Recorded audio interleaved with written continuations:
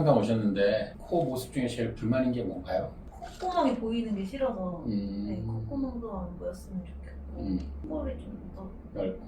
네, 넓고 일단 매부리가 있어요. 그럼 우리가 이제 콧등 돌출을 매부리라고 표현하고요. 코끝은 넓은 것도 맞고요. 코끝은 아주 뭉툭하지 않지만 그래도 살짝 뭉툭한 느낌이 있고요. 콧볼도 넓고요. 다 교정이 가능해요. CT에서 보면 여기 하얀 게 콧뼈예요. 이게 이 부분이 제일 돌출되는 부분이죠. 그래서 우리가 매부리를 깎아야 될 것 같고 보이니까.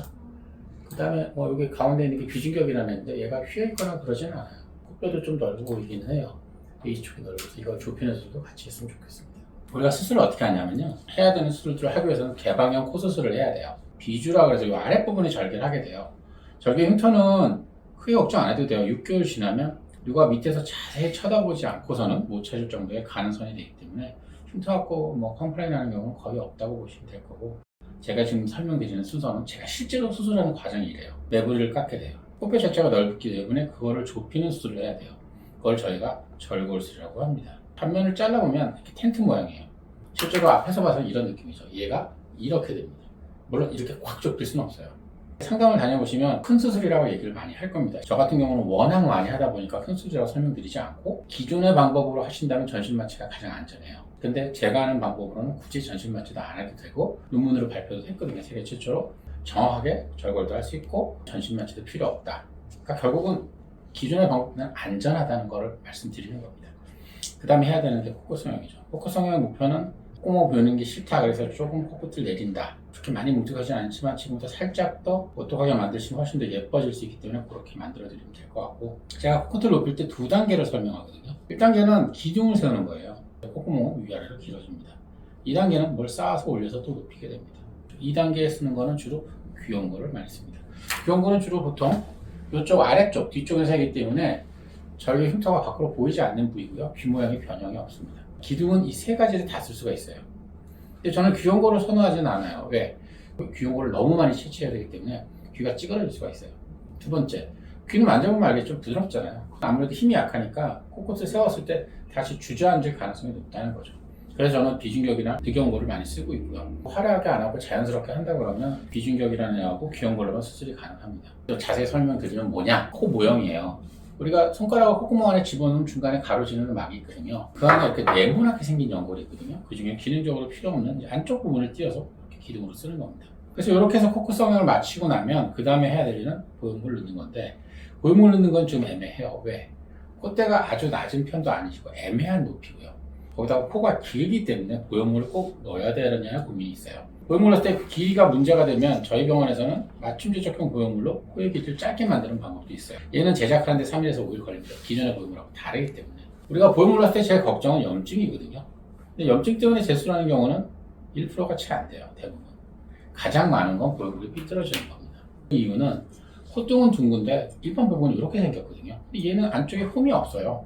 우리가 수술 중에 임의적으로 홈을 파다 보니까 아무래도 정확치가 않으니까 이렇게 미끄러지는 경우가 많게 되는 겁니다. 근데 맞춤형 보형물은 CT를 찍어서 회사에서 보형물을 홈을 만들어줍니다. 그래서 쏙 들어가게 됩니다. 보형물 넣을 때 문제는 코가 길어지는 건데 얘는 코가 길어지지 않게 만들 수 있고요. 또 진짜 운이 좋은 경우는 오히려 긴 코를 짧게 만들기도 합니다. 보형물 갖고 코를 짧게 만드는 방법은 없어요. 여기 일반 보형물이고 여기 맞춤형 보형물입니다.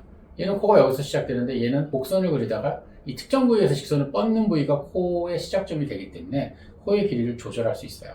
지금 우리가 코끝을 내리게 되면 이런 모습이 될 거거든요.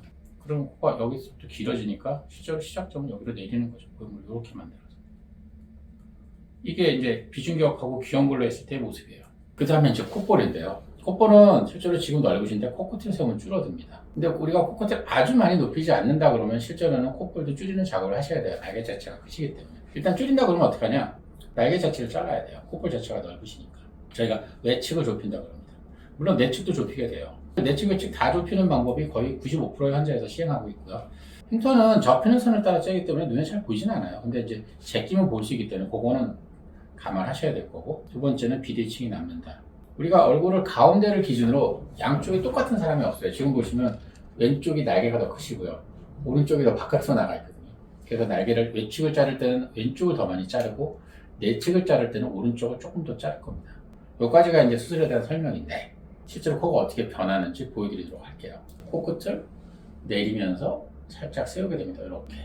그럼 콧볼이 줄죠. 코끝의 세움이 줄어든다고 얘기하는 이유가 이겁니다. 보통 이렇게 콧볼 줄어드는 모습을 보면 제가 어떻게 설명하냐면 수술 끝내고 나서 6개월 이후에 경과를 보고 결정하자라고 얘기합니다. 콧볼 추선 따로 해도 되거든요. 환자한테 유리한 방향은 저는 이거라고 생각해요.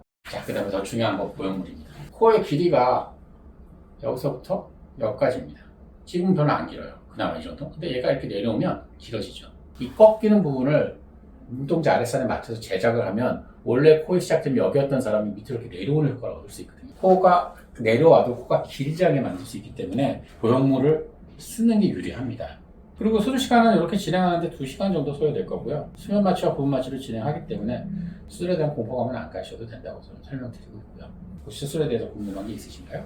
보형물이 들어가면 눈 사이가 좀 좁아질 수 있나요? 그렇게 좁아지지 않아요. 예를 들어 한 6, 7mm를 넣었다. 그럼 좁아질 수도 있겠죠. 앞트임 효과가 있지 않을까라는 생각을 해가지고. 안타깝지만 안 그렇습니다. 낮은 보형물들은 좁아지는 효과는 없어요. 물론 초기엔 있어요. 왜 그러냐면 우리가 수술하고 나서 붓기가 제일 늦게 빠지는 게 미간이고요. 그다음에 코끝이에요. 처음에는 얘가 부어오르면서 눈이 땡겨지는 효과가 납니다. 근데 이게 6개월 되면 원래 위치로 가거든요. 그래서 오히려 눈과 눈 사이가 먼 사람들은 처음에 되게 좋아하다가 6개월 있다가 앞트임을 하고 싶다고 찾아오게 돼요. 요즘은 이제 자려한 코, 자연스럽고 화려한 코를 원하다 보니까 화려한 코를 원하신다면 이 정도까지 높일 수 있겠죠. 살짝 내리면서. 근데 이렇게 하시려고 그러면 의경골 서서 이게 빨간색 라인의 모습으로 가자고 하는 이유가 이거예요. 그럼 좀 더 화려한 느낌이 될 수 있겠죠. 감사합니다. 네, 고생하셨어요. 네. 이 영상과 이 영상도 추천드립니다.